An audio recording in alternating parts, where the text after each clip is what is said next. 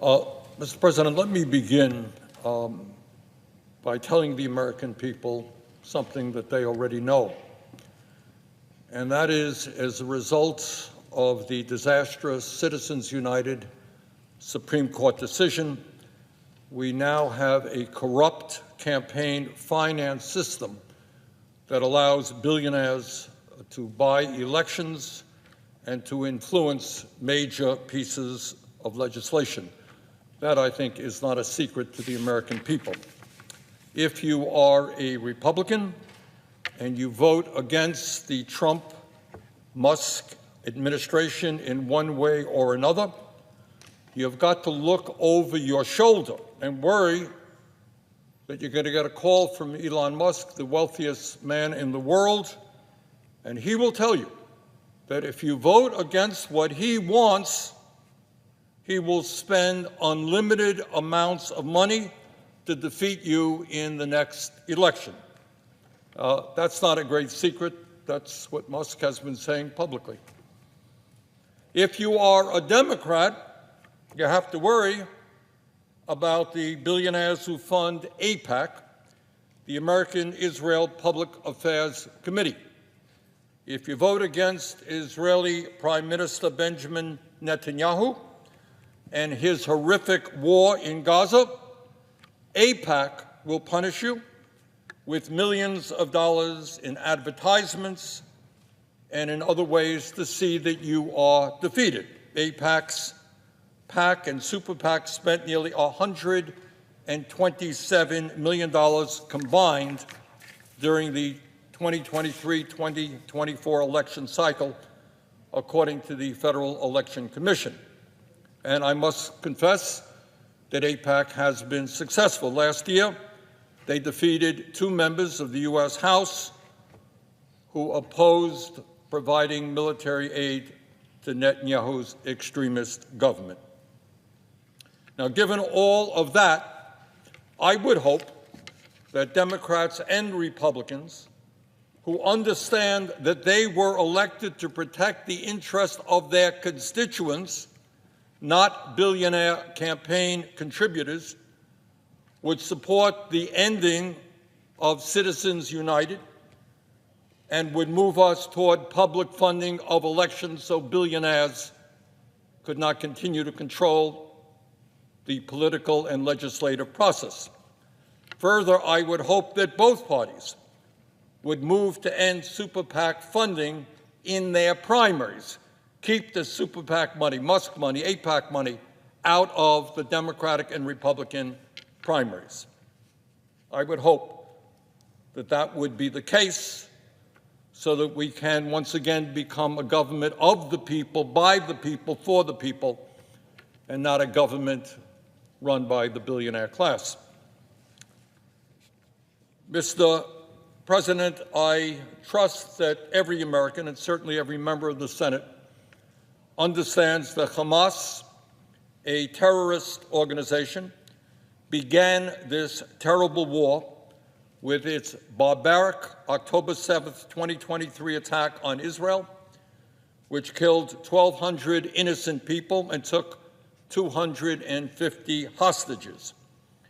The International Criminal Court was correct in indicting the leaders of Hamas as war criminals for those atrocities. Clearly, Israel had the right to defend itself against Hamas.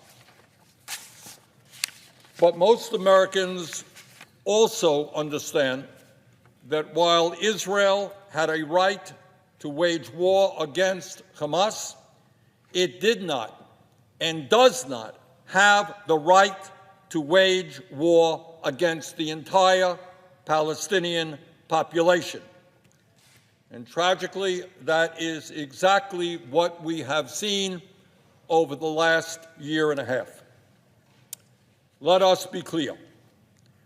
Prime Minister Netanyahu's racist and extremist government has waged an all-out barbaric war against the Palestinian people and made life unlivable in Gaza. Within Gaza's population of just 2.2 million people, more than 50,000 have been killed and more than 113,000 have been injured, 60% of whom are women, children, and elderly people. That is 7.4% of the population of Gaza killed or wounded, 7.4% in a year and a half. If those same percentages were applied to the United States in terms of a horrible war where our people were killed or wounded, it would mean that over 25 million Americans would have been killed or wounded.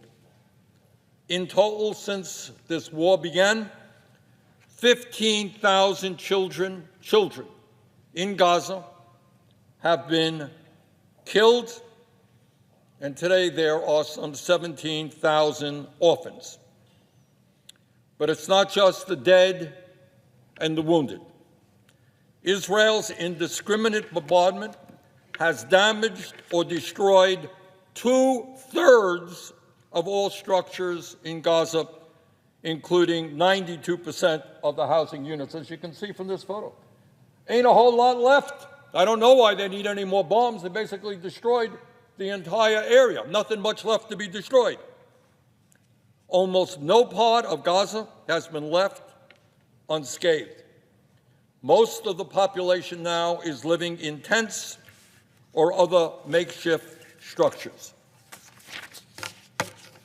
Mr. President, most of the territory's hospitals and primary health care facilities have been bombed, leaving virtually all Gazans without basic medical care. At a time when bombs are flying, people are being wounded.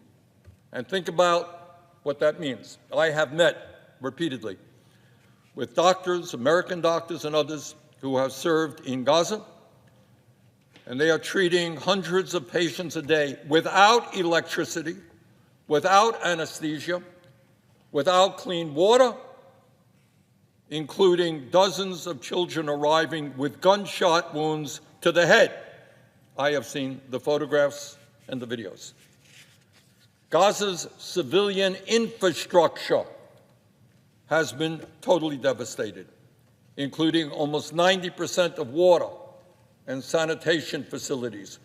Most of the roads in Gaza have been destroyed or made impassable. Gaza's educational system has been obliterated. Children are not going to school.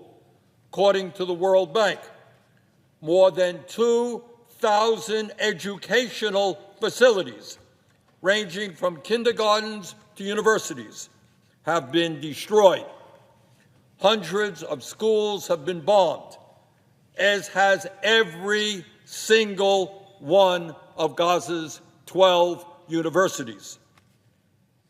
And Mr. President, there has been no electricity in Gaza for 17 months, no electricity. Put simply, Netanyahu and his extremist government have killed or wounded over 7% of Gaza's population and has turned Gaza into a wasteland unfit for human life. That is what has been going on over the last year and a half. Mr. President, in terms of where we are today, right now, the Netanyahu government broke the ceasefire 2 weeks ago, endangering the well-being of the remaining hostages held by Hamas. Further, in the last 2 weeks, they have intensified their assault against the Palestinian people. According to UNICEF, since Netanyahu broke the ceasefire, more than 1,000 people have been killed, including over 300 children, and more than 600 children have been wounded in the last short period of time. UNICEF says that most of these children were killed while sheltering in makeshift tents or damaged homes. Just in the last 24 hours, 97 more people have been killed in Gaza. Since Netanyahu broke the ceasefire, even more aid workers, the people whose job is to try to help people who have been wounded or hurt, more aid workers have been killed, putting the total of over 400. 400 aid workers have been killed since the war began. Earlier this week, the United Nations announced that they have recovered the bodies of 15 emergency aid workers who were killed by Israeli forces while wearing their emergency responder uniforms and then dumped into a mass grave in southern Gaza. They were buried alongside their destroyed emergency vehicles, clearly marked ambulances, a fire truck, and a UN car. Mr. President, with the resumption of bombing, hundreds of thousands of Gazans are once again being forcibly displaced by bombing and evacuation orders. This week, Israeli authorities issued displacement orders for most of Rafah, where about 150,000 people were estimated to be sheltering. Think about what all of this means in human terms. Throughout this war, millions of desperately poor people, the people in Gaza by and large, are extremely poor. They have been repeatedly driven from their homes. They have been forced to pick their way through a demolished landscape again and again with nothing more than the clothes on their backs. Families have been herded into so-called safe zones only to face continued bombardment. The children of Gaza, Mr. President, this is just one picture, have suffered a level of physical and emotional torture that is almost beyond comprehension and that will clearly stay with each and every one of them for the rest of their lives.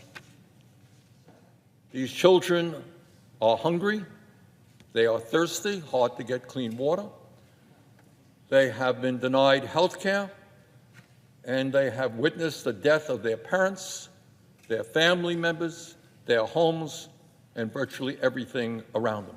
And they've been picked up and moved from one place to another, and all the while drones are on top of them, shooting or photographing what they're doing. Mr. President, throughout this war, Israel's restrictions on humanitarian aid have left hundreds of thousands of people, including tens of thousands of children, facing malnutrition and starvation. Malnutrition and starvation. Children have literally starved to death, while aid just sat a few miles away, blocked by Israeli forces. The UN, the United States, and every aid organization working in Gaza has been clear throughout this war. Israel's unreasonable and unnecessary restrictions on humanitarian aid have contributed to massive death and profound suffering. But as bad as the last year and a half has been, at least Israel let some, not enough, but some aid through. But what is happening right now is unthinkable. Today, it is 31 days and counting with absolutely no humanitarian aid getting into Gaza. Nothing. No food, no water, no medicine, no fuel for over a month. That is a clear violation of the Geneva Convention, the Foreign Assistance Act, and basic human decency. It is a war crime. You don't starve children. and it is pushing things toward an even deeper catastrophe. Earlier this week, 25 bakeries supported by the World Food Program were forced to close because they ran out of flour and cooking gas. The UN is still trying to distribute its remaining stocks of food already in Gaza, but says, quote, that the situation remains extremely critical since the cargo closure of the crossings almost a month ago, end quote. Mr. President, all of this is unconscionable. What we are talking about is a mass atrocity. And what makes it even worse, and why I am here today, and why I have introduced the resolutions that we will soon be voting on, is that we as Americans are deeply complicit in all that is happening in Gaza. This is not some terrible event. This is not an earthquake in Miramar. It's not something that we had nothing to do with. We are deeply complicit in all of this death and suffering. Last year alone, the United States provided $18 billion in military aid to Israel and delivered more than 50,000 tons of military equipment. It is American bombs and American military equipment that is being used to destroy Gaza, kill 50,000 people, injure over 110,000 people. We cannot hide from that reality. Mr. President, if we condone the barbarism that is taking place in Gaza today, we will have no standing in the world to condemn the horrors and war crimes that other countries may commit. You're not going to be able to look at China or Russia or Saudi Arabia or any other country and say, look, how terrible. Look what they're doing to the children, to the women, to innocent people. We will have no credibility because they will come back and say, really? You're really concerned about what China, Russia, Saudi Arabia may be doing? Hey, take a look at what you supported in Gaza and the billions of dollars in aid you gave to Netanyahu's government. Mr. President, today is a day to stand up to barbarism in Gaza and to do our best to prevent future barbaric acts all over the world. It is no secret, Mr. President, to anyone how these U.S. weapons have been used. Israel has bombed indiscriminately, killing civilians, journalists, a whole lot of journalists have been killed, paramedics, children, and humanitarian workers in record numbers. They have used massive 2,000-pound bombs in densely populated Gaza, despite the fact that studies show that 90% of victims of explosive weapons used in a populated area are civilians. These bombs have a blast radius of more than 350 meters, yet Israel has dropped them into crowded apartment buildings, killing hundreds of civilians to take out a handful of Hamas fighters. All of that is illegal and immoral and against American law. The Foreign Assistance Act, which is what we're talking about today, and the Arms Export Control Act, what we're talking about today, are very clear. The United States cannot provide weaponry to countries that violate internationally recognized human rights or block U.S. humanitarian aid. According to the UN, much of the international community and every humanitarian organization on the ground in Gaza, Israel is clearly in violation of these laws. Under these circumstances, it is illegal for the United States government to provide Israel with more offensive weaponry. It is simply against our laws. Despite all of that, in the last month, the Trump administration has announced its intention to transfer some $12.5 billion more in offensive weapons, not defensive weapons, offensive weapons to Netanyahu's government in clear violation of U.S. law. And, Mr. President, that is why we are here today. Joint resolutions of disapproval, which is what we are dealing with right now, are Congress's tool to enforce American law.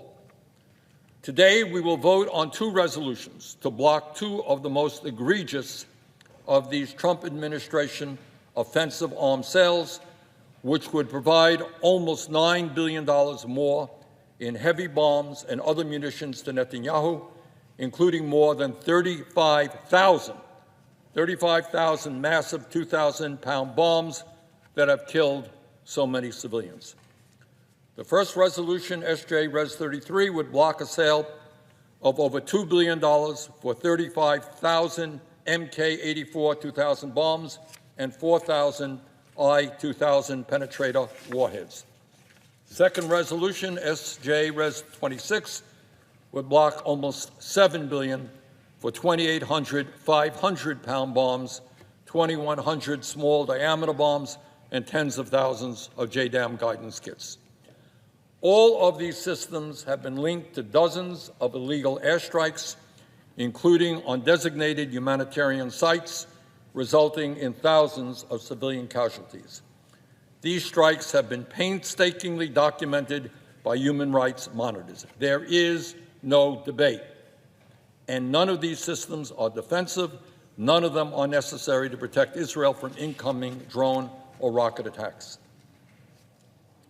Mr. President, for those of my colleagues who may be ambivalent, not quite sure how they want to vote on these resolutions, let me say a word about how the Trump administration is ignoring the law in advancing these arms sales in terms of the process.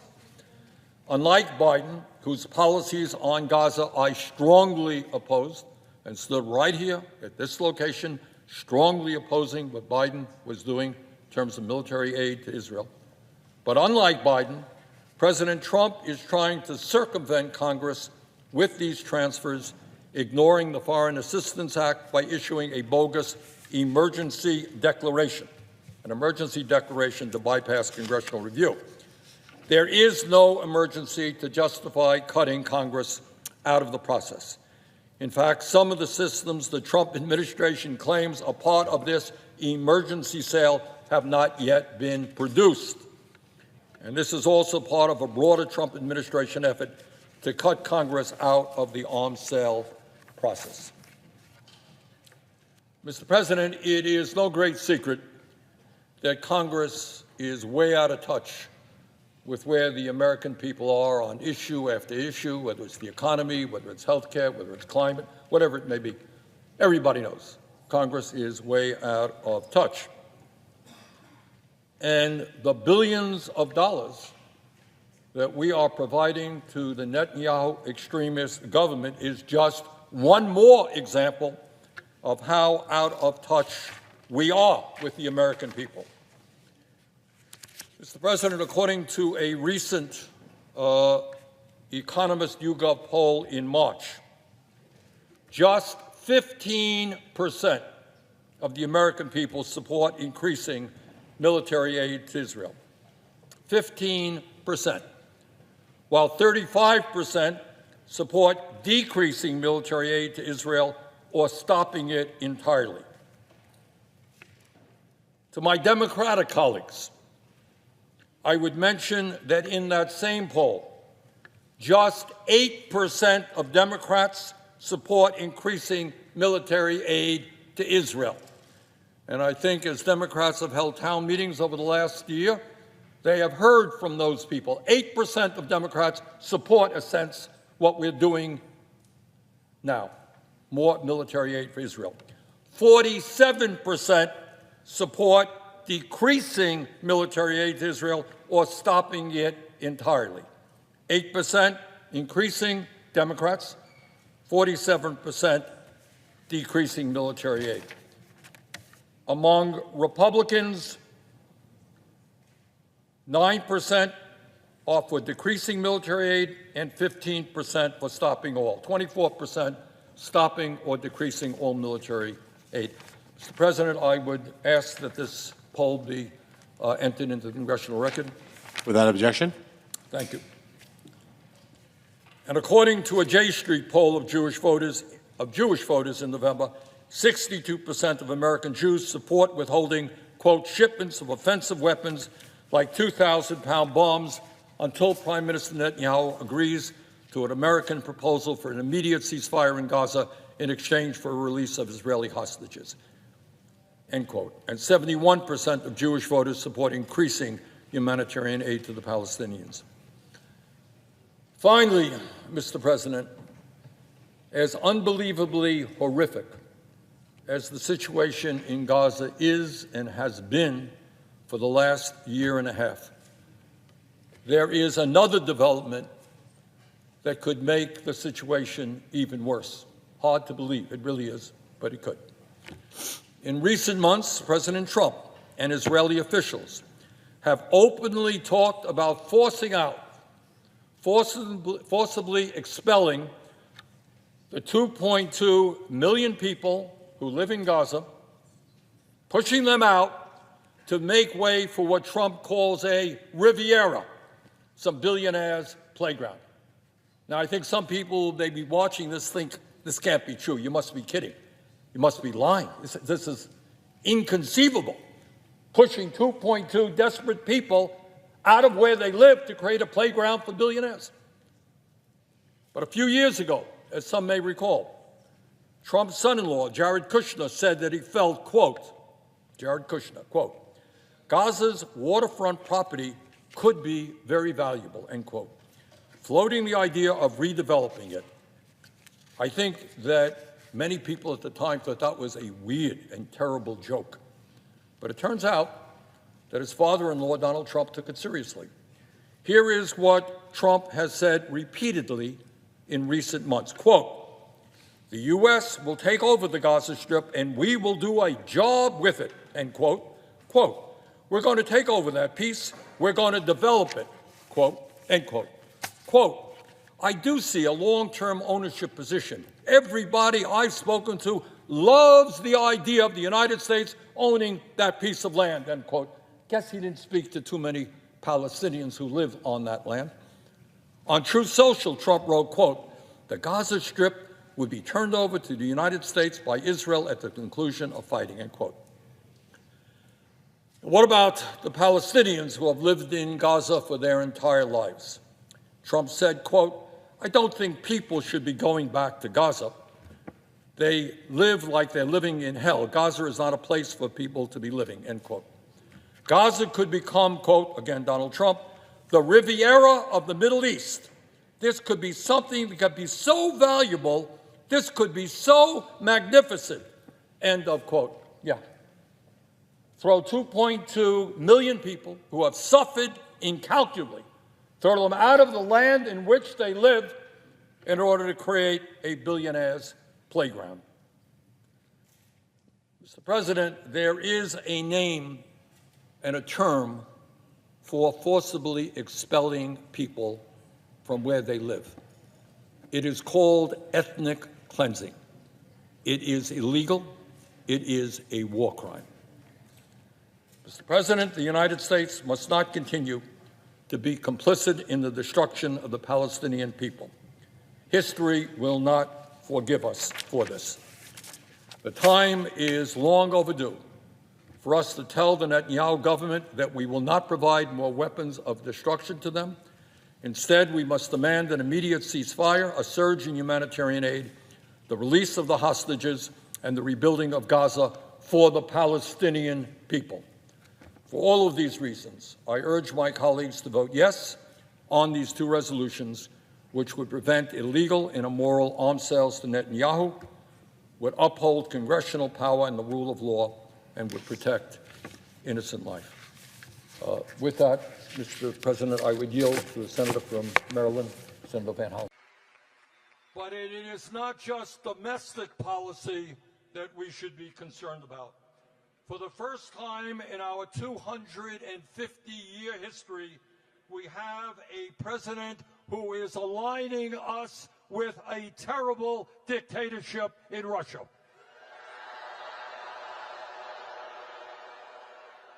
No, Mr. President, Ukraine did not start that war. Putin and Russia did.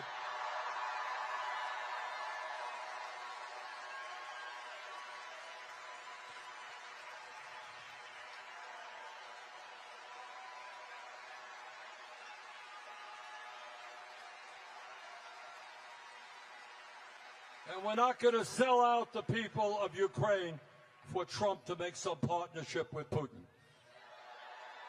But it's not just Ukraine, not just Ukraine. I very strongly opposed the Biden administration when they provided billions of dollars to the extremist Netanyahu government.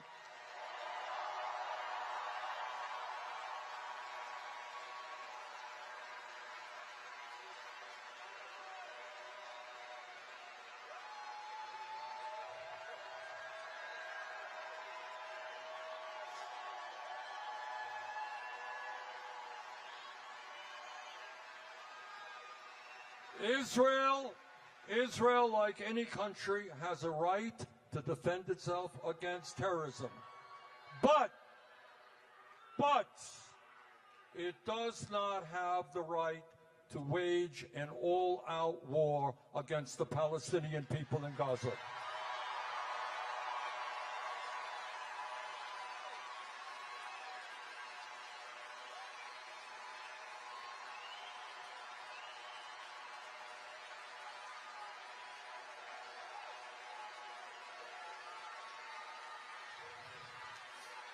This is a war that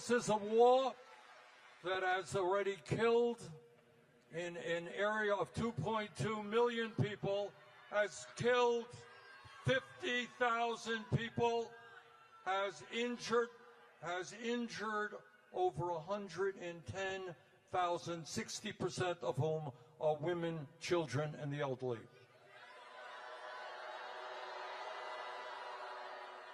And to make a bad situation even uglier, Trump has now decided that he wants the United States to get rid of all of the people in Gaza so he can build a Riviera for his billionaire friends.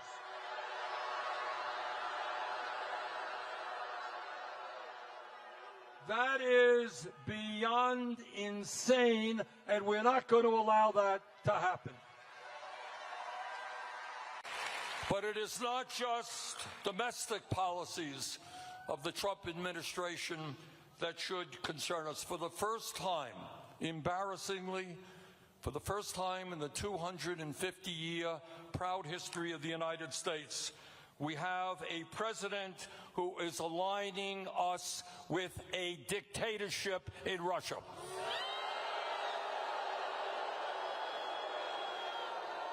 No, Mr. President, Ukraine did not start that terrible war. Russia did.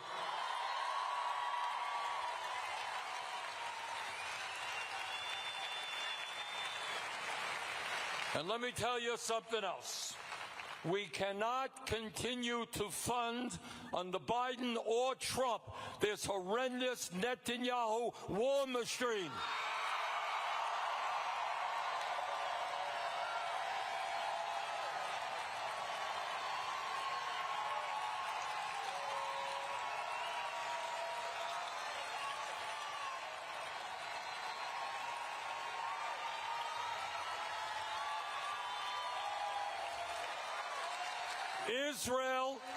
Israel, like the United States and every other country, has the right to defend itself against terrorism. But Israel does not have the right to wage a barbaric war against the people of Gaza, kill over 50,000, wound 110,000, and destroy the entire infrastructure of Gaza. And let me tell you something that is even worse and almost unimaginable. And in the beginning, I almost thought it was a stupid joke, bad joke. And that is, right now, Trump is talking about forcibly expelling the suffering people of Gaza and creating a Riviera for the billionaire class in Gaza.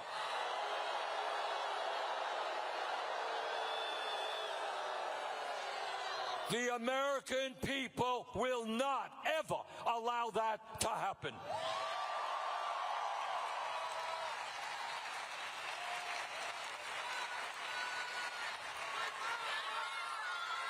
Our job right now in this. Mr.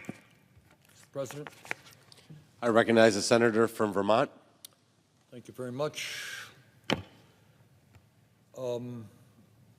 President, I want to say a few words about an issue that people all over the world are thinking about, are appalled by, but for some strange reason gets very little discussion here in the nation's capital or in the halls of Congress.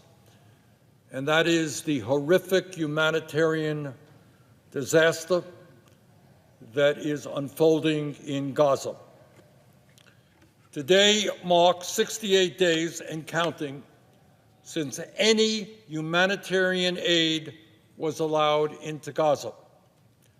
For more than 9 weeks, Israel has blocked all supplies, no food, no water, no medicine, and no fuel. Hundreds of truckloads of life-saving supplies are waiting to enter Gaza, sitting just across the border, but are denied entry by Israeli authorities. There is no ambiguity here. Netanyahu's extremist government talks openly about using humanitarian aid as a weapon. Defense Minister Israel Katz said, quote, Israel's policy is clear. No humanitarian aid will enter Gaza, and blocking this aid is one of the main pressure levers, end of quote. Mr. President, starving children to death as a weapon of war is a clear violation of the Geneva Convention, the Foreign Assistance Act, and basic human decency. Civilized people do not starve children to death. What is going on right now in Gaza is a war crime committed openly and in broad daylight, and continuing every single day. Mr. President, there are 2.2 million people who live in Gaza. Today, these people are trapped, the borders are sealed, and Israel has pushed the population into an ever smaller area. With Israel having cut off all aid, what we are seeing now is a slow, brutal process of mass starvation and death by the denial of basic necessities. This is methodical, it is intentional, it is the stated policy of the Netanyahu government. Without fuel, there is no ability to pump fresh water, leaving people increasingly desperate, unable to find clean water to drink or to wash with or to cook properly. Disease is once again spreading in Gaza. Most of the bakeries in Gaza have now shut down, having run out of fuel and flour. The few remaining community kitchens are also shutting down. Most people are now surviving on scarce canned goods, often a single can of beans or some lentils shared between a family once a day. The United Nations reports that more than 2 million people out of a population of 2.2 million face severe food shortages. The starvation hits children the hardest. At least 65,000 children now show symptoms of malnutrition, and dozens have already starved to death. Malnutrition rates increased 80% in March, the last month for which data is available, after Netanyahu began the siege, but the situation has severely deteriorated since then. UNICEF reported yesterday that, quote, the situation is getting worse every day, end quote, and that they are treating about 10,000 children for severe malnutrition. And severe malnutrition is not something that is cured overnight. This will have a permanent impact on the health and well-being of those kids for the rest of their lives. Without adequate nutrition or access to clean water, many children will die of easily preventable diseases, killed by something as simple as diarrhea. For the tens of thousands of injured people in Gaza, particularly the countless burn victims from Israeli bombing, their wounds cannot heal without adequate food and clean water. Left to fester, infections will kill many who should have survived. With no infant formula and with malnourished mothers unable to breastfeed, many infants are also at severe risk of death. Those that survive will bear the scars of what they are going through now for the rest of their lives. And with little medicine available, easily treatable illnesses and chronic diseases like diabetes or heart disease is now a death sentence in Gaza. Mr. President, what is going on there is not some terrible earthquake. It is not a hurricane. It is not a storm. What is going on in Gaza today is a man-made nightmare. And nothing, in my view, can justify this. What is happening in Gaza will be a permanent stain on the world's collective conscience. History will never forget that we allowed this to happen, and for us here in the United States, that we, in fact, enabled this ongoing atrocity.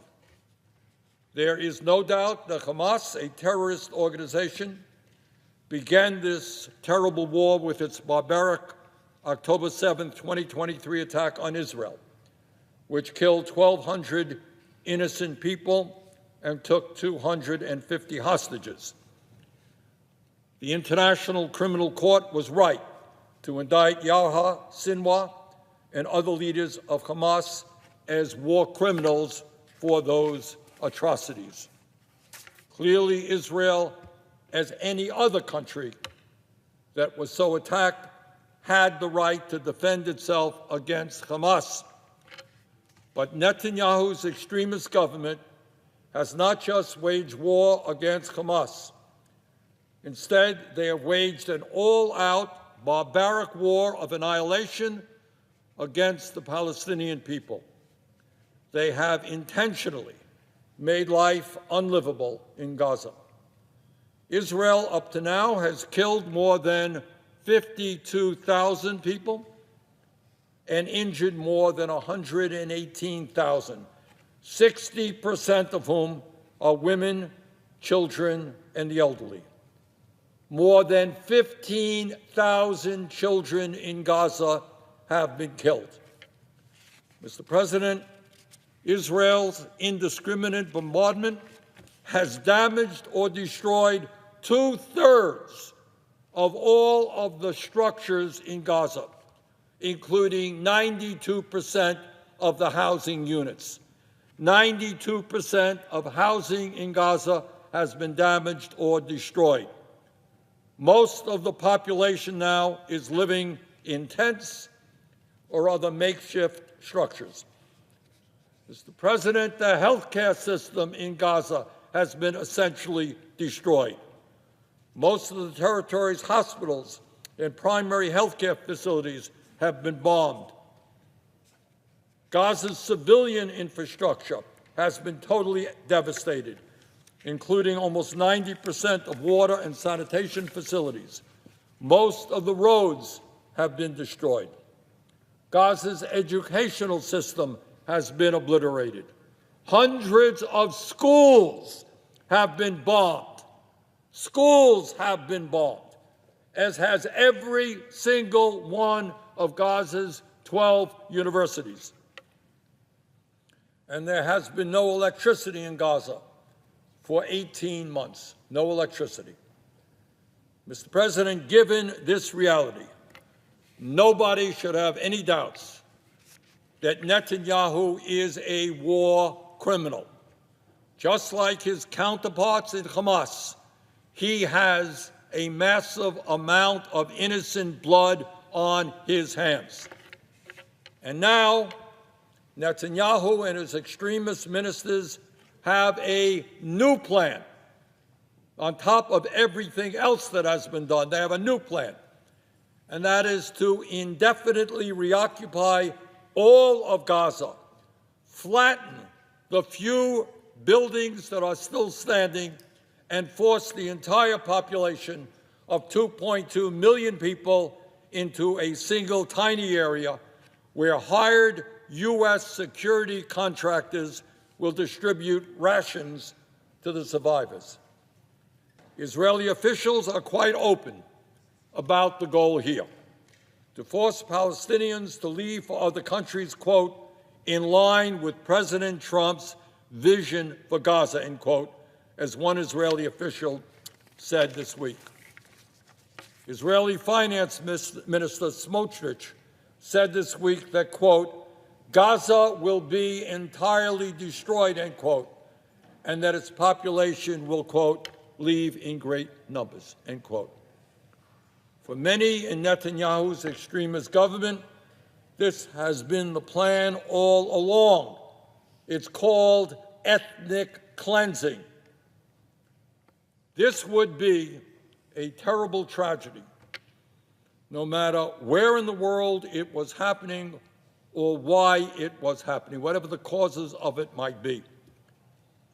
But what makes this tragedy so much worse for us in America is that it is our government, the United States government, that is absolutely complicit in creating and sustaining this humanitarian disaster. It didn't just happen. We are a significant part of creating this humanitarian disaster. Last year alone, the United States provided $18 billion in military aid to Israel. This year, the Trump administration has approved $12 billion more in bombs and weapons. And for months, Trump has offered blanket support for Netanyahu. More than that, he has repeatedly said that the United States will actually take over Gaza after the war, that the Palestinian people will be driven, forcibly expelled from their homeland, and the United States will redevelop it into what Trump calls, quote, the Riviera of the Middle East, end quote, a playground for billionaires. Think about it. 2.2 desperate people who have been bombed and starved and driven from their homes are now about to be forcibly expelled from their territory into God knows where, so that Trump and his friends can build a Riviera for the billionaire class. Mr. President, this war has killed or injured more than 170,000 people in Gaza. It has cost American taxpayers well over $20 billion in the last year. And right now, as we speak, thousands of children are starving to death. And the U.S. president is actively encouraging the ethnic cleansing of over 2 million people. Now, given that reality, one might think that there would be a vigorous discussion right here in the Senate. Do we really want to spend billions of taxpayer dollars starving children in Gaza? A real vigorous debate. I want to hear why that is a good use. We have people sleeping out on the streets of America 2 blocks from the nation's capital. You tell me why spending billions of dollars to support Netanyahu's war and starving children is a good idea. I'd love to hear it. But, Mr. President, we are not having that debate. And let me suggest to you why I think we are not having that debate. And that is because we have a corrupt campaign finance system that allows organizations like AIPAC to set the agenda here in Washington with regard to what happens in the Middle East. In the last election cycle, AIPAC's PAC and Super PAC spent nearly $127 million combined on campaign contributions. And the fact is that if you are a member of Congress and you vote against Netanyahu's war in Gaza, AIPAC is there to punish you with millions of dollars in advertisements to see that you get defeated. One might think that in a democracy there would be a vigorous debate on an issue of such consequence. But because of our corrupt campaign finance system, which impacts us in so many ways, on this issue, people are literally afraid to stand up, because if they do, suddenly you're going to have all kinds of ads coming in to your district to defeat you. And sadly, I must confess that this political corruption works. Many of my colleagues will privately express their horror at Netanyahu's war crimes, but will do or say very little publicly about it. Mr. President, history will not forgive our complicity in this nightmare. The time is long overdue for us to end our support for Netanyahu's destruction of the Palestinian people. We must not put another nickel into Netanyahu's war machine. We must demand an immediate ceasefire, a surge in humanitarian aid, the release of the hostages, and the rebuilding of Gaza, not for billionaires to enjoy their Riviera there, but rebuilding Gaza for the Palestinian people. With that, Mr. President, I yield the floor. Senator from Ohio. I've been in the United States Senate now for a total of 125 days. I've seen some outrageous comments over the last 125 days. My colleague has been here exactly 12,000 days more than I have. And let me just set the record straight. On October 7th of 2023, families, mothers, fathers were sitting at home, enjoying a peaceful existence in one of the most difficult places on earth to live. They had a day planned of joy at a festival. And what happened? People came over and savagely murdered children, raped women, took hundreds of hostages, killed more Jews than at any time since the Holocaust.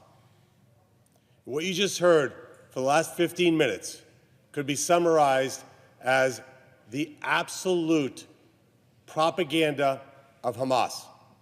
Let me just be clear. This war started by Hamas. It could end today by Hamas. if they released every last hostage, including an American citizen. We're sitting here in the United States Senate and not even saying a word of the fact that there's a U.S. citizen being held hostage by a terrorist group in the Middle East. That is outrageous. That should be at the top of the agenda. Why have civilians been killed in Gaza? Because they hide weapons in hospitals, in schools, in homes. Hamas is the enemy, not our greatest ally, which is Israel. I was just there 2 weeks ago. 2 weeks ago, I was there. You know, there's almost no Israeli that hasn't seen a mom, a dad, a son, a grandson, granddaughter that hasn't been either injured or killed to protect their country. The fact that we are disparaging our greatest ally at this level is completely outrageous. I had plans to go home, see my wife and kids. But I rose today because I cannot stay silent after listening to that kind of nonsense spewed here in the United States Senate. It's a disgrace, and we should not ever forget that Israel is fighting the war that we would otherwise fight. And with that, I yield the floor. President? Senator from Vermont. Thank you. Number one, if the gentleman had heard my remarks, I, of course, talked about the need to release the hostages, and I talked about who started the war, which is the terrorist organization called Hamas, led by war criminals. There is no debate about that. But what the gentleman did not tell us is whether or not he thinks it's a good idea for U.S. taxpayers to be spending billions of dollars on an extremist government in Israel whose stated policy is to starve children, whether or not he thinks it is a good idea to cut off all humanitarian aid getting into Gaza right now. No medicine, no clean water, no health care facilities open. So the issue is not who started the war. Everyone knows who started the war. The issue is whether you commit war atrocities, criminal war acts, by punishing an entire people for the acts of a terrorist organization. Did Israel have a right to defend itself? Yes, nobody denies that. Did it have a right to kill over 50,000 people, 60% of whom are women, children, and the elderly? No. Did it have a right to injure 112,000 people, to destroy almost every housing unit in Gaza, to bomb hundreds of schools and every university in Gaza? No. Israel had a right to defend itself, but it does not have the right to engage in ethnic cleansing and to starve children.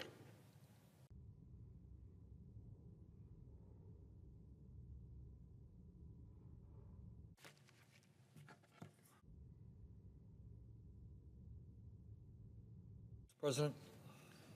Chair recognizes the senator from Vermont.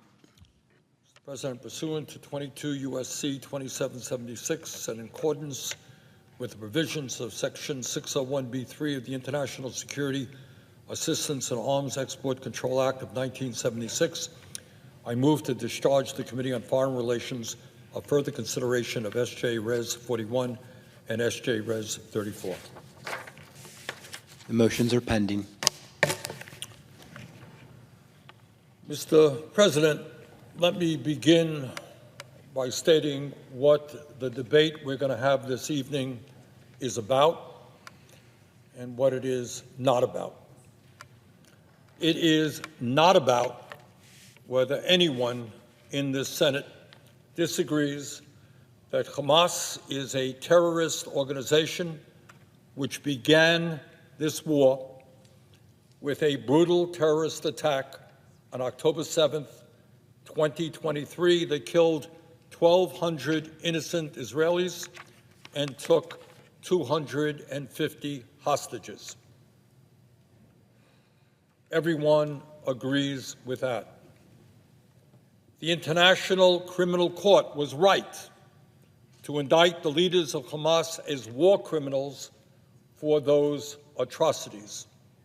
And I think most of us agree with that. There is also, I believe, no disagreement as to whether or not Israel, like any other country similarly attacked, had a right to defend itself. Clearly, it did. And in a certain sense, Mr. President, this debate is not really about Israel.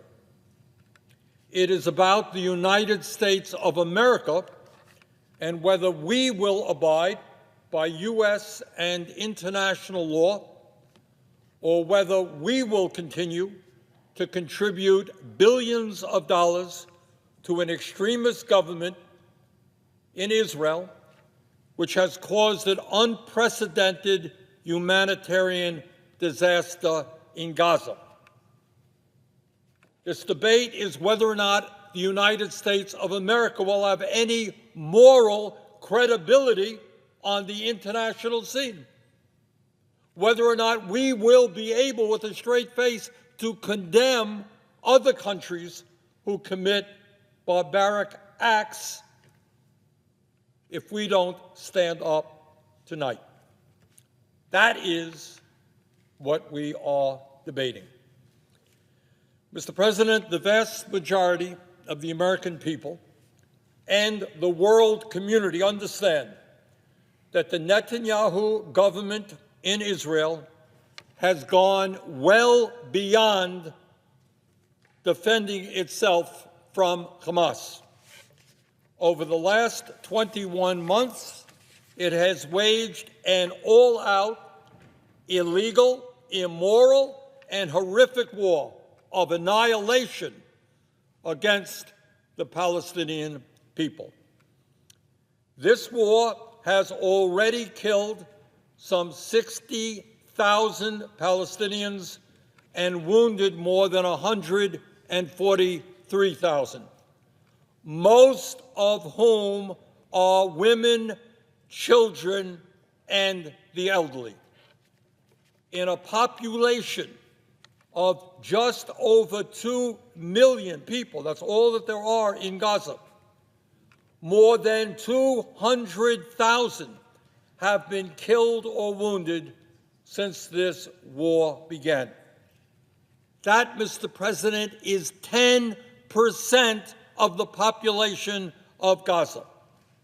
10% of the population of Gaza in the last 21 months has either been killed or wounded.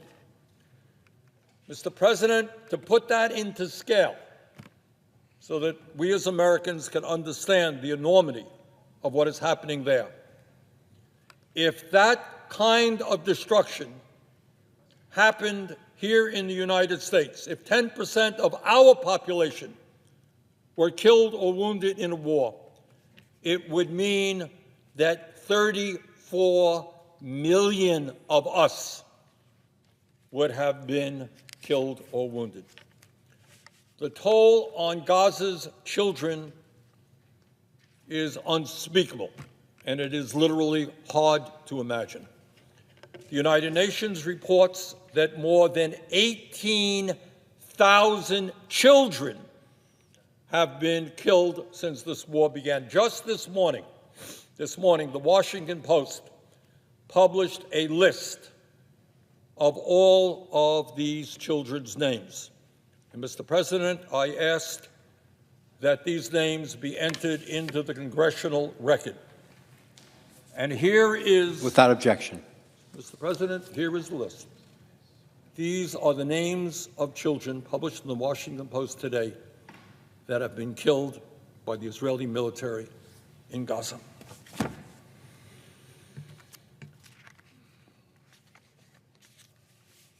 And I should mention that more than 12,000 of these children were under the age of 12. and more than 3,000 children in Gaza have had one or more limbs amputated. That is how this war has impacted the children in Gaza. But it is not just the horrific loss of life that is taking place there. New satellite imagery shows that Israel's indiscriminate bombardment has destroyed 70% of all structures in Gaza. 70% of all buildings in Gaza have been destroyed. The UN estimates that 92% of housing units have been damaged or destroyed.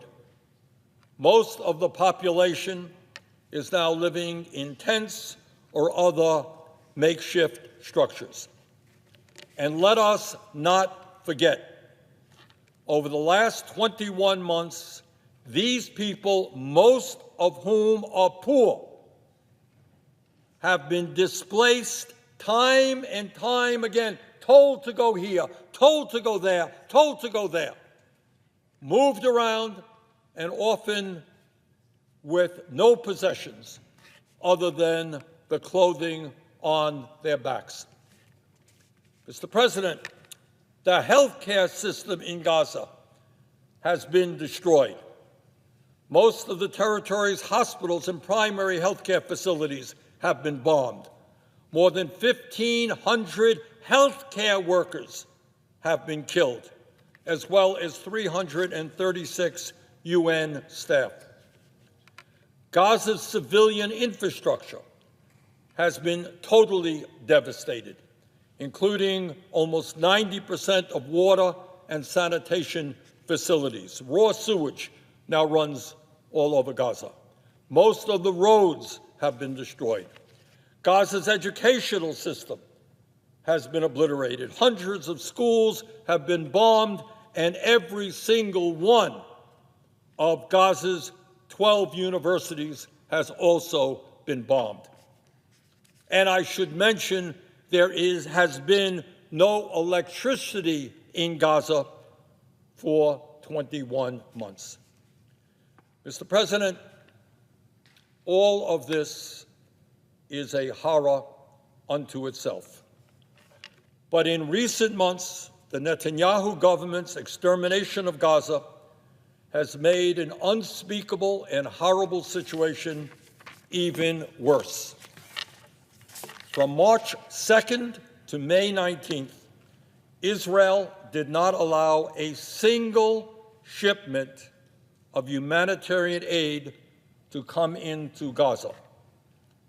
No food, no water, no fuel, and no medical supplies for a distressed population of 2 million people over a period of 11 weeks.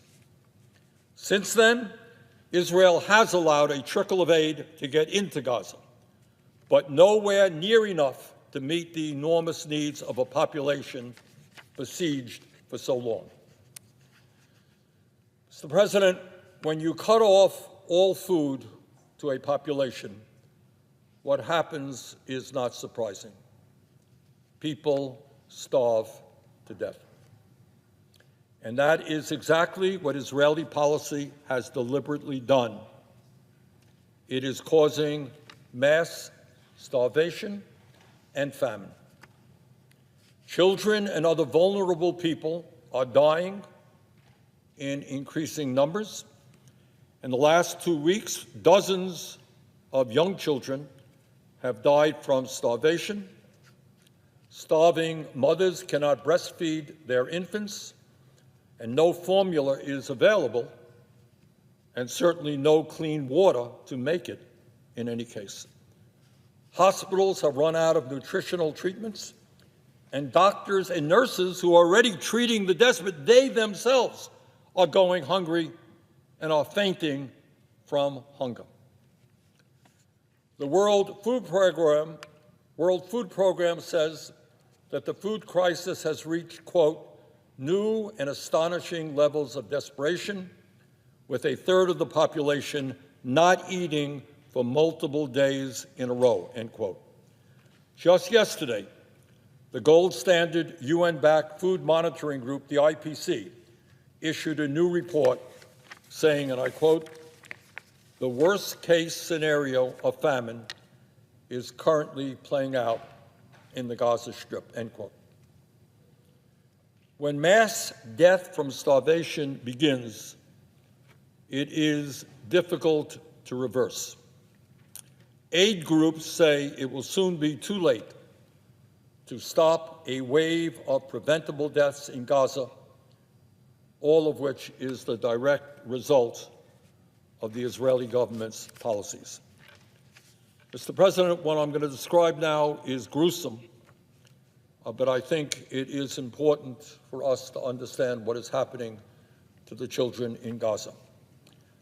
Mark Browner, an American doctor who spent 2 weeks in Gaza in June, described the situation. This is an American doctor who was in Gaza, quote, "A lot of the children have already passed the point of no return, where their physiology has eroded to the point where even refeeding could potentially cause death itself.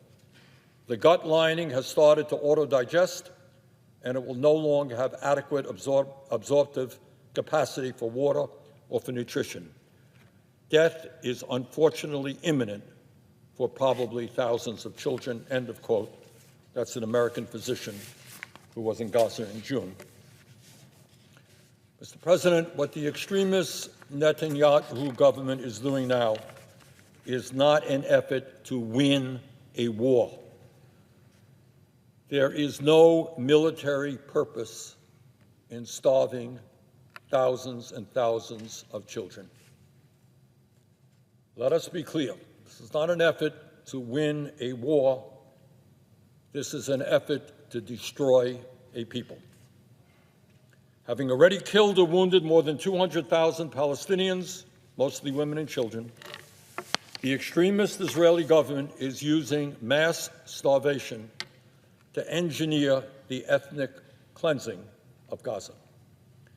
They are trying to drive a desperate people out of their homeland to God knows where. This is not my speculation. This is what Israeli ministers and officials are saying themselves. A few months ago, the finance minister vowed that, quote, "Gaza will be entirely destroyed," end quote. Just last week, another current Israeli minister said, quote, "All Gaza will be Jewish. The government is pushing for Gaza being wiped out. Thank God we are wiping out this evil," end quote. Another Likud member of the Knesset and former minister called for, quote, "erasing all of Gaza from the face of the earth," end quote. And in the West Bank, not Gaza, in the West Bank, we see this agenda being carried out clearly and methodically, with more than 500,000 Israeli settlers now illegally occupying land integral to any future Palestinian state. Earlier this month, the Knesset even approved a non-binding motion in favor of formally annexing the West Bank. This slow-moving annexation is backed by violence. Israeli security forces and settler extremists have killed thousands of Palestinians in recent years. Israeli settlers brutally beat a young American to death earlier this month. Just this month, an American citizen was beaten to death. The 7th American killed in the West Bank since 2022. Despite a demand from President Trump's ambassador to Israel, this is Trump's ambassador, Mike Huckabee, no one has yet been held accountable for these deaths. Mr. President, people around the world, all over the world, are outraged by what is going on in Gaza right now, and countries are increasingly demanding that Netanyahu's government stop what they are doing. France and Canada have said that they will recognize a Palestinian state. The United Kingdom has said it will do so as well if Israel does not immediately end this war and surge humanitarian aid. And at the UN last month, 149 countries voted for a ceasefire resolution condemning the use of starvation as a weapon of war and demanding an end to Israel's blockade on humanitarian aid. But it is not just the international community. Just yesterday, Gallup, one of the best polling organizations in our country, released a new poll that shows that just 32% of Americans support Israel's military action in Gaza, while 60% oppose it. 32% support it, 60% oppose it. To my Democratic colleagues here in the Senate, I would point out that only 8% of Democrats support this war, and I would also point out that just 25% of independents. And to my Republican colleagues, I would point out that more and more Republicans are beginning to speak out against the atrocities of this war and the fact that billions and billions of taxpayer dollars are going to a government in Israel waging an illegal war. Further, Mr. President, recent Economist YouGov poll shows that just 15% of the American people support increasing military aid to Israel, while 35% support decreasing military aid to Israel or stopping it entirely. Just 8% of Democrats support increasing military aid to Israel. Mr. President, the American people are haunted by the images coming out of Gaza, and these are some of those images. These are desperate children with pots in their hands, crying, begging for food in order to stay alive. And that's what the American people are seeing every night on TV, on the internet, in their newspapers. These are emaciated children, their bodies in some cases barely more than skeletons. The American people are seeing miles and miles of rubble where cities and towns once stood. They're seeing innocent people being shot down while they wait online to get food while they are starving. Over 1,000 people have been killed waiting online to get food because they are starving. Mr. President, despite these war crimes carried out daily and in plain view, the United States has provided more than $22 billion for Israel's military operations since this war began. $22 billion. One estimate based on Brown University research calculates that the United States has paid for 70% of the Gaza war. In other words, American taxpayer dollars are being used to starve children, bomb schools, kill civilians, and support the cruelty of Netanyahu and his criminal ministers. And that, Mr. President, is why I have brought these two resolutions of disapproval to block offensive arms sales to Israel. SJ Res 34 would prohibit the U.S. taxpayer-financed $675 million sale of thousands of 1,000-pound bombs and many thousands of JDAM guidance kits. And SJ Res 41 would prohibit the sale of tens of thousands of fully automatic rifles, assault rifles. These arms sales clearly violate the Foreign Assistance Act and the Arms Export Control Act, which prohibit selling arms to countries that violate international law by killing civilians and blocking humanitarian aid. And very few people doubt that that is exactly what Israel is doing.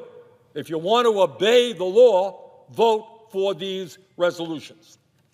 The rifles in question will go to arm a police force overseen by far-right extremist minister Itamar Ben-Gvir, who has long advocated for the forcible expulsion of Palestinians from the region, who was convicted of support for terrorism by an Israeli court, and who has distributed weapons to violent settlers in the West Bank. Ben-Gvir has formed new police units comprised of extremist settlers and has boasted about how many weapons he has distributed to vigilante settlers in the West Bank. And you want to give him more rifles? That's what one of these resolutions is about. These are rifles the Biden administration held back over fears they would be used by extremist Israeli settlers in the West Bank to terrorize Palestinians and push them from their homes and villages. Mr. President, U.S. taxpayers have spent many, many billions of dollars in support of the racist, extremist Netanyahu government. Enough is enough. Americans want this to end. They do not want to be complicit in an unfolding famine and daily civilian massacres. And we here in Congress tonight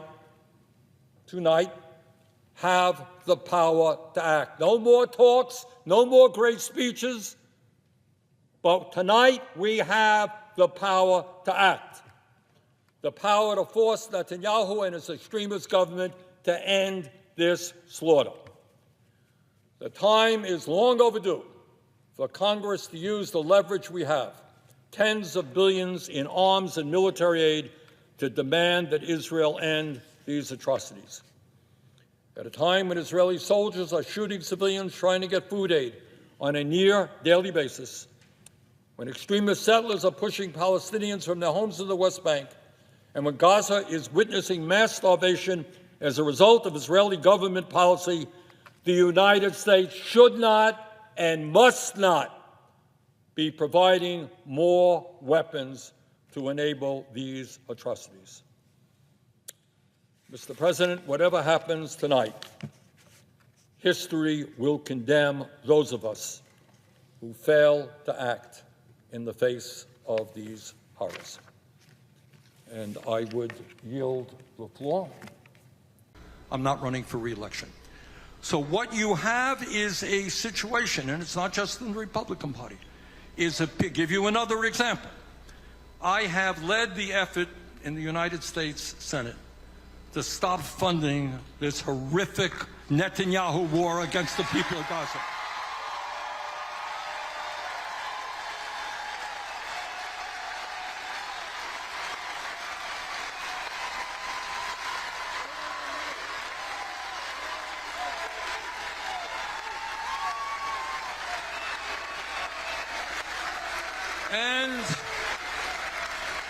And we are making some progress.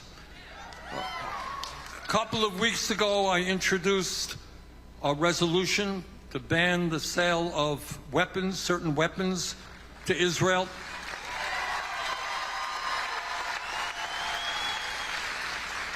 The last time I did that a number of months ago, we got 15 votes. This time we got 27 votes.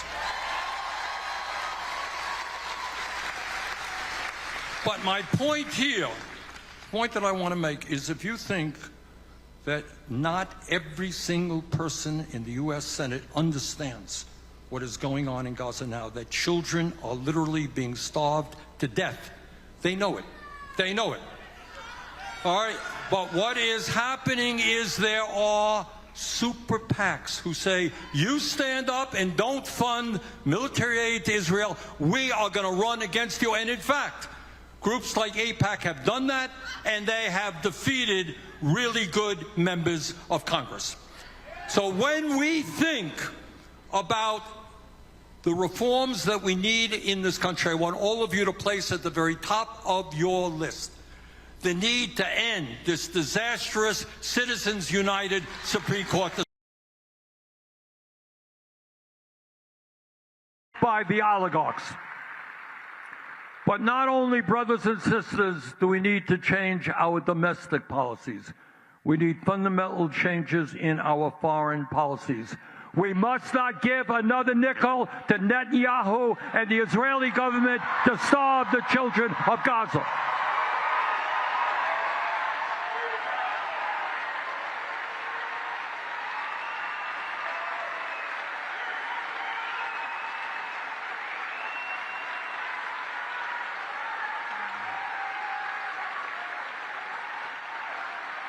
I can tell you, I've gone all over this country, I've been all over this country, and I've talked to Democrats and progressives. I've talked to conservatives, Republicans, independents. The overwhelming majority of the American people do not believe that we should spend billions of U.S. taxpayer dollars to starve children in Gaza.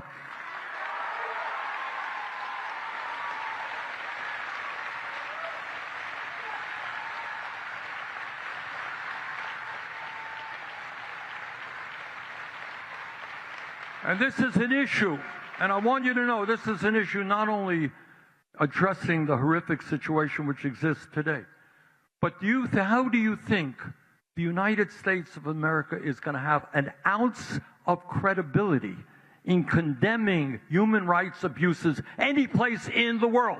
China does something, they're going to laugh in your face and say, you tell us about what we're doing, you supported the murder of the children in Gaza.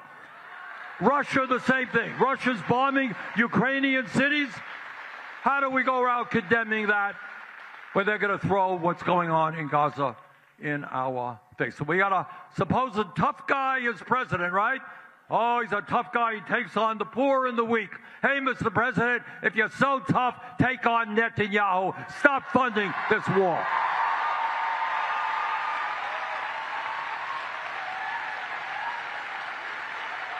Of foreign policy. I am proud to tell you that I have led the effort in the United States Senate to end all military aid to the Netanyahu government in Israel.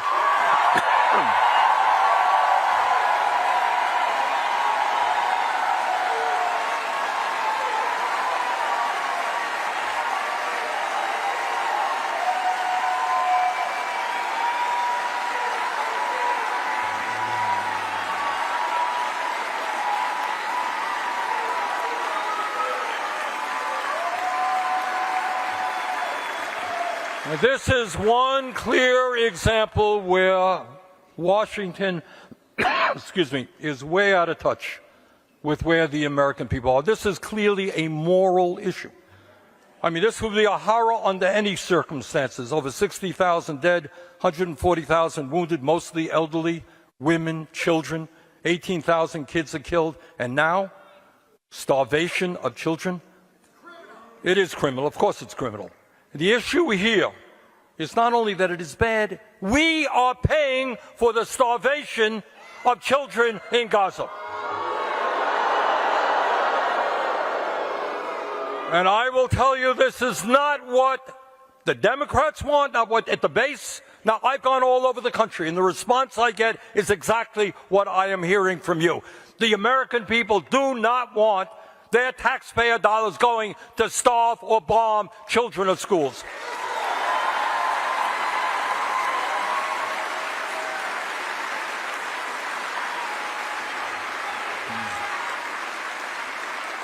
And as a result of grassroots activism, we are beginning to turn the tide.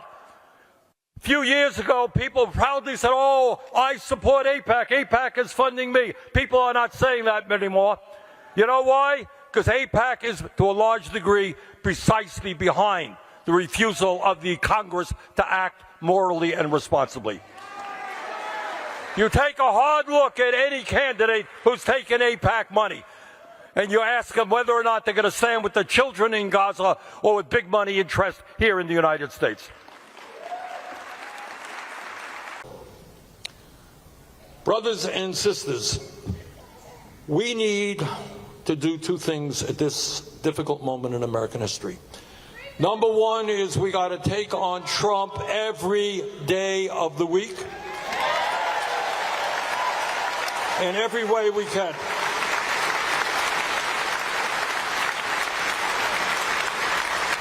And it's not just taking them on economic issues. We got to end the absurd foreign policy that we have right now, which is spending billions of dollars to starve children in Gaza.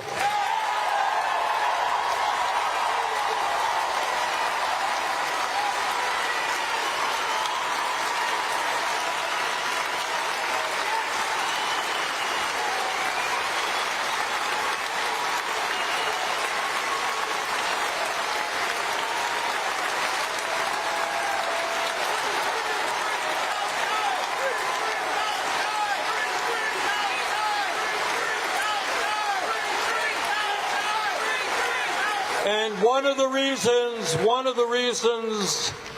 that I want Graham Plattner in the Senate with me is he will stand with me.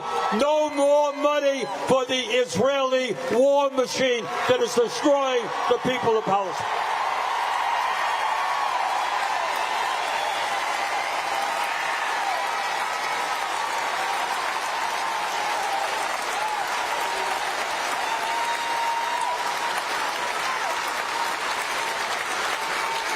But in order to be successful politically, it's not good enough to simply take on Trump and the oligarchs every day. What we need to do, which the Democratic Party, the leadership, does not do, is have a vision of where we want this country to be.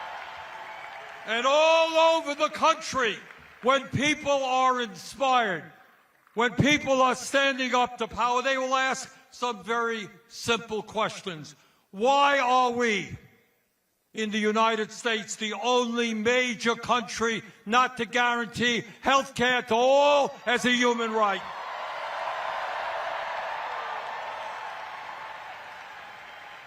Why aren't we paying our teachers the salaries they deserve? So that we can have the best public educational system in the world. Why aren't we doing what used to exist in New York and all over this country 70 years ago, make public colleges and universities tuition free?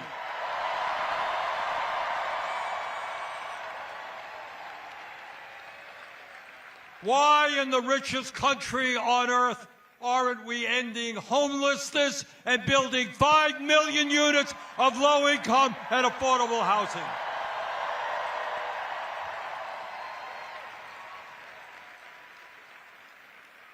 Why don't we make it easier for workers to join unions?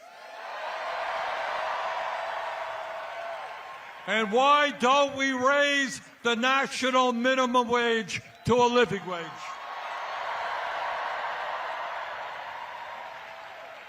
And when so many of our seniors are struggling to cover their basic needs, some 22% of seniors in America are trying to survive on $15,000 a year less.